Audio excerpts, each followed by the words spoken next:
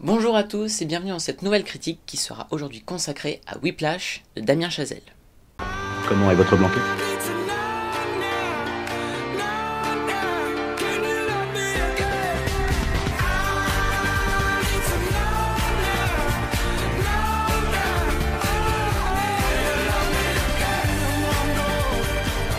This is a tasty burger.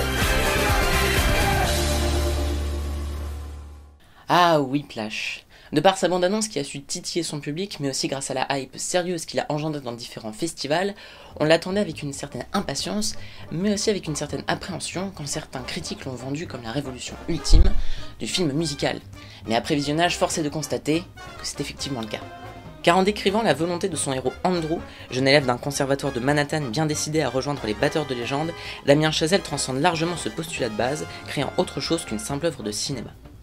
Oubliez la 3D, l'IMAX et autres techniques que James Cameron et comparses nous vendent pour amplifier notre expérience de spectateur, la véritable immersion d'un public, son interaction avec un film, passe avant tout par la description exacte du ressenti d'un personnage, comme y parvient ici le jeune réalisateur. Au-delà du monde du jazz qu'il dépeint, Whiplash est donc à prendre comme un concert où nous serions comme dans la fosse, partageant avec les musiciens la frénésie de la scène, accentuée par une mise en scène qui tente d'être aussi précise que son personnage. Des fois j'arrive même pas à comprendre comment il fait, mais c'est juste trop puissant. Et la plus grande force de Whiplash, qui doit sans doute son succès, provient de cette façon de se détacher des codes des films musicaux et autres college movies à l'américaine, où les rêves se réalisent toujours, comme par une sorte de pouvoir de la volonté qui serait suffisant pour réussir sa vie. Non, là, ce qui est clair, c'est que Whiplash est différent. Très différent. Now, are you a rusher or are you a dragger? Or are you gonna be on my fucking time? Dès la première scène du film, Andrew est remarqué par le terrible Terence Fletcher pour rejoindre son prestigieux orchestre. S'installe alors les bases d'une relation à la limite du sadomaso entre un élève et son professeur, qui tente de le mener au sommet en lui inculquant une sorte d'arrogance par la peur et l'humiliation. Pour lui, le talent ne vient qu'avec l'orgueil. À l'image des techniques de Fletcher, Whiplash joue ainsi de faux semblants. Chazelle s'amuse à construire un mélange étonnant des genres, transformant son film comme Andrew se transforme. Chaque répétition devient donc une sorte de torture, quitte à ce que le personnage baisse parfois les bras avant d'essayer de se relever à l'aide d'une volonté paradoxale. Toute la complexité du personnage réside dans cette volonté, il cherche à se faire aimer de son maître tout en essayant de le détrôner de son piédestal, comme une sorte de défi aux allures de parricide.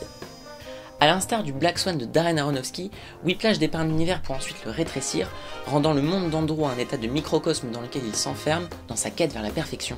Sans en arriver à la schizophrénie de la danseuse Nina, Chazelle déploie une véritable psychologie à son personnage, progressivement inconscient de la tournure que prend son ambition sur son entourage. Le film devient dès lors de plus en plus violent, aussi bien physiquement que verbalement.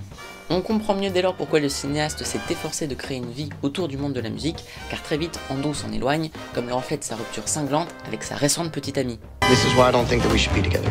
I want to be one of the greats. And I would stop you from doing that.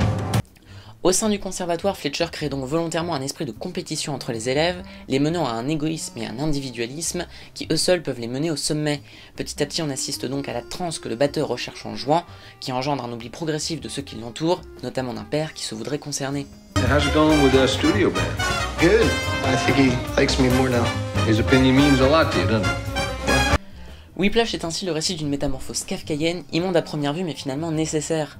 Damien Chazelle l'a parfaitement compris et fait preuve de la même rigueur que son personnage dans sa réalisation, magnifiant sa passion par des idées de cadre et de montage absolument démentes, notamment ces travelling rapides qui suivent les baguettes pendant qu'elles tapent sur les cymbales et les fûts, ainsi que d'une photographie rendue étonnamment chaleureuse par des lampes et autres projecteurs à lumière jaune.